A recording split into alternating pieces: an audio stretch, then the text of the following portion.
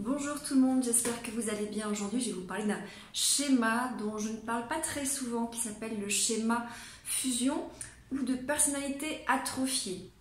C'est un schéma qui appartient au domaine de dépendance, manque d'autonomie, manque d'autonomie et de manque de compétences. Il y a des enfants qui souvent ont été sous la coupe de parents qui étaient extrêmement surprotecteurs ou qui n'ont pas favorisé leur autonomie, qui souvent étaient extrêmement intrusives dans les décisions de l'enfant, qui ne leur permettaient pas en fait de prendre des décisions tout seul, ou parfois quand l'enfant tentait de prendre des décisions tout seul, qui leur renvoyait une image d'incompétence en essayant de prendre le dessus sur l'enfant. Donc, c'est un schéma qui est extrêmement proche du schéma de dépendance, qui donc fait partie aussi du domaine de manque d'autonomie et de développement des compétences.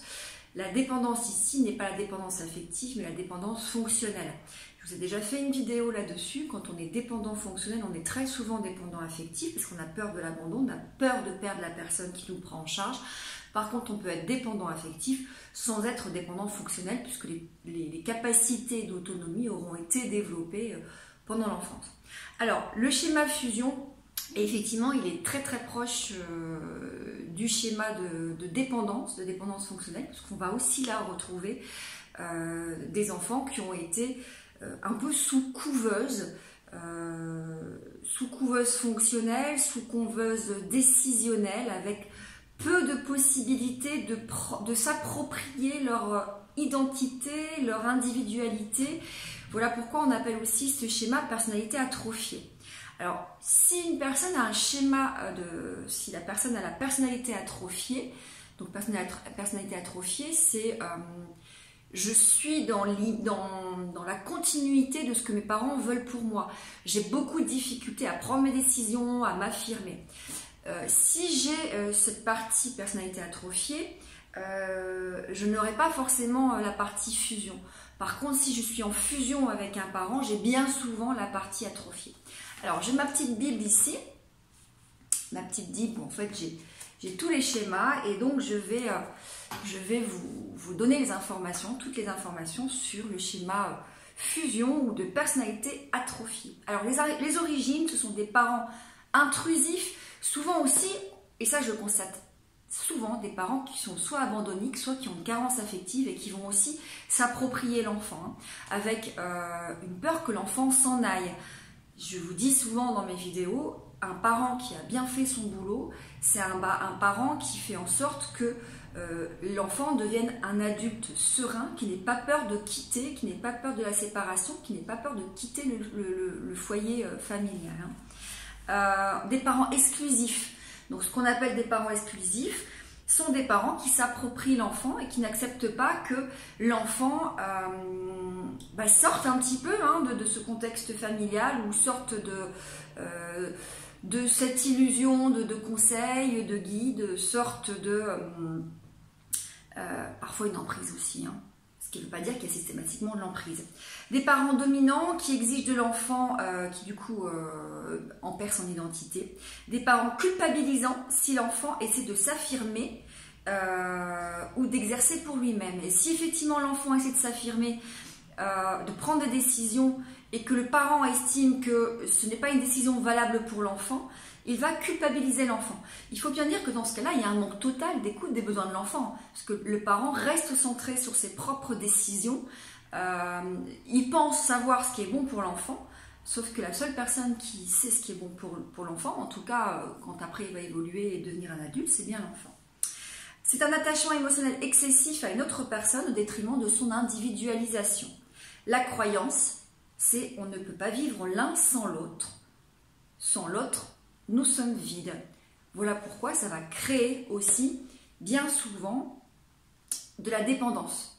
Pas forcément la dépendance fonctionnelle, il pourrait y en avoir s'il y a une forte personnalité atrophiée, mais aussi de la dépendance affective. Alors, les pièges types du profil, donc si effectivement vous vous reconnaissez dans ces comportements, c'est que vous avez probablement le schéma fusion. Il faudra creuser pour voir s'il n'y a pas de dépendance, les deux sont très liés. Fusionner avec un proche, oublier son identité, croire que l'on ne peut pas survivre sans l'autre, intimité limitée, il faut tout se dire, Passer du temps, c'est-à-dire une obligation de passer du temps avec cette personne ou ces personnes, souvent que les parents vont demander, vont être un peu oppressants sur l'obligation de passer, de rendre des comptes, de donner tout le temps des nouvelles. Moi j'ai souvent ça, je remarque tout de suite quand il y a un schéma fusion ou dépendance, quand j'ai des grands enfants, parce qu'ils ont pratiquement, voilà, je me rappelle de jeunes femmes ou de jeunes hommes qui avaient entre 17 et 32 ans, et les parents m'appelaient pour savoir comment s'étaient passées les séances, comme s'ils avaient en face d'eux des enfants de 17, de 14 ans en fait, hein, ou de 15 ans. Là, moi, forcément, je peux tout de suite me rendre compte qu'il y a encore un lien fusion, en tout cas, qui n'a pas été coupé et qu'il va falloir travailler. Et dans ce cas-là, forcément, la thérapie, c'est de défusionner, ce qui ne va pas toujours plaire ni à l'un ni à l'autre. Hein. Être étouffé par l'autre, ne pas avoir d'identité propre, puisqu'on est tout le temps dans la lignée des décisions du parent, et le choix d'un partenaire à fort charisme. Effectivement, si j'ai eu un lien de fusion ou si j'ai une personnalité atrophiée, je vais me reporter souvent sur des relations amoureuses qui vont me prendre en charge, avec lesquelles je vais également fusionner en fait. Alors le but du traitement est de retrouver son identité et son individualité en exprimant ses envies, ses préférences, ses besoins, en mettant des limites à l'autre, aux partenaires, mais aussi aux parents qui ne vont pas du tout aimer ça. Ça sera leur part de travail et souvent le thérapeute va aussi accompagner les parents à comprendre qu'ils doivent couper ce lien et qu'ils doivent laisser leur enfant dans l'expression de leur autonomie, sinon ils vont en faire un enfant qui sera malheureusement indéfiniment indépendant et avec souvent un manque de confiance en soi très très fort, puisqu'il n'aura pas appris à prendre des décisions lui-même, ou alors ces décisions auront toujours été critiquées, ou alors il n'aura pas appris à développer ses compétences. Hein. Apprendre l'équilibre, c'est-à-dire ni la fusion, ni la distance. Une équilibre saine, c'est je ne suis pas tout le temps avec toi, mais tu ne dois pas me punir en ne me donnant plus de nouvelles, parce qu'effectivement, les parents souvent font ça, c'est-à-dire qu'ils attendent de la fusion, et quand l'enfant veut défusionner, ils vont le punir puisque c'est comme ça que tu te débrouilles tout seul. C'est pas sain du tout, premièrement, et un enfant a besoin de se sentir en sécurité. Hein. Identifier leurs préférences et leur vrai naturel. Donc il y a souvent un travail de reconnexion à qui je suis, c'est quoi mes goûts, c'est quoi mes valeurs, c'est quoi mes besoins, pour pouvoir les affirmer auprès de son partenaire, auprès de ses parents, s'il y a aussi besoin de défusionner auprès des parents. En thérapie cognitive, on va voir les avantages et les inconvénients à défusionner et à se séparer, parce qu'effectivement, moi, bien souvent, ce que je constate, j'avais constaté ça avec une jeune femme de 24 ans, quand je lui ai dit effectivement qu'il fallait qu'elle défusionne, mais elle m'a regardé avec des yeux en disant en fait on va m'abandonner, hein.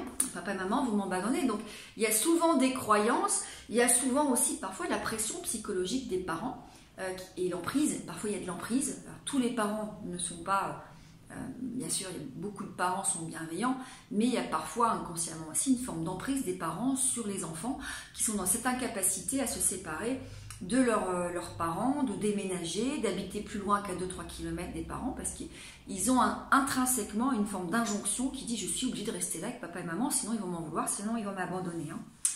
Identifier les similitudes et les différences entre les personnes avec qui vous avez fusionné, pour comprendre un petit peu s'il y a une reproduction de schéma. Et puis après on fait effectivement un dialogue entre la partie fusionnée et celle qui défusionne, pour tenter de changer les croyances. Hein. Ça, c'est sur la partie cognitive avec toutes les croyances associées. Au niveau des techniques émotionnelles, on fait de l'imagerie pour essayer de se séparer de l'autre. On essaie de revivre les souvenirs d'enfance pour les engager à dire ce qu'ils ont réellement ressenti. Donc, en gros, en imagerie, on fait... et puis après aussi, dans les jeux de rôle, on fait des techniques d'affirmation de soi. Hein. Ils vont s'imaginer fixant des limites à leurs parents ou fixant des limites à leurs conjoints. Et refuser de dire les choses, parce que souvent dans ce schéma-là, on se dit tout. C'est comme si voilà, on s'appelle tous les jours, il n'y a pas d'intimité, il n'y a pas. Donc il faut apprendre à dire stop, à prendre de la distance, à ne plus aller tous les jours, de garder son jardin secret, sa partie familiale, surtout quand on a une famille avec une femme, un mari et des enfants. Sinon on est sur une relation qui est tripartite en fait. Hein. Le thérapeute peut prendre effectivement le rôle de l'adulte sain, c'est-à-dire celui qui va autoriser l'enfant à prendre son chemin. Quoi, hein.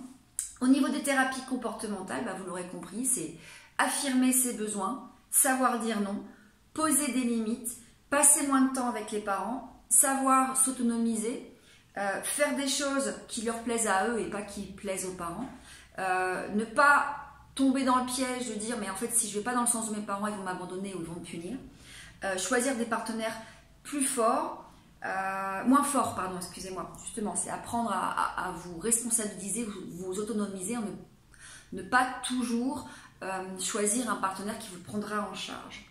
Et attention à la dépendance au thérapeute, tout ce qui est schéma de toute façon, dépendance fonctionnelle, fusion, carence affective et abandon, mais surtout quand même j'ai remarqué dans les schémas de dépendance et fusion, il peut y avoir une très très grande dépendance au thérapeute. Pourquoi? Parce que si les personnes sont seules dans leur vie, il n'y a pas trop d'amis, il n'y a pas d'amoureux, le thérapeute devient celui ou celle qui va les prendre en charge. Et donc ils vont être aussi en fusion avec le thérapeute, donc le thérapeute ne doit certainement pas tomber dans ce rôle-là, dans ce piège-là, et inviter la personne à s'autonomiser, à prendre ses responsabilités, à réfléchir d'abord par elle-même, à faire preuve de courage, à prendre confiance en ses capacités de discernement, sa capacité à prendre des bonnes décisions et se faire confiance. Voilà, j'espère que cette petite vidéo vous aura été utile. 11 minutes, je vais arrêter là. Bonne fin de journée.